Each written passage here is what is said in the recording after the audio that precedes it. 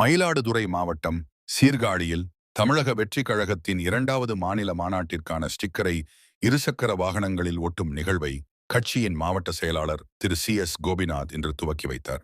அப்போது திரு கோபிநாத் முதல் மாநாட்டைப் போலவே 2வது மாநாடும் மாபெரும் வெற்றி பெறும் என்று தெரிவித்தார்.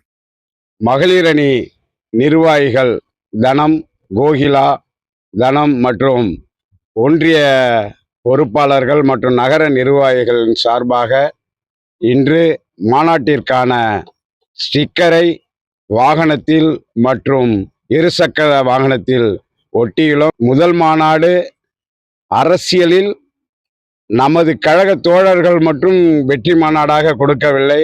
தமிழகம் மட்டும் இல்லாமல் உலகம் முழுவதும் உள்ள தளபதி மேலே உள்ள பொதுமக்களும் இந்த மாநாட்டை மிகப்பெரிய வெற்றி மாநாடாக 1வது மாநாடை வெற்றி பெற செய்தார்கள். அதைவிட பல மடங்கு 2வது மாநில மாநாட்டையும் வெற்றி பெற செய்வார்கள் என்பது எந்தவிதமான ஐயமும் இல்லை.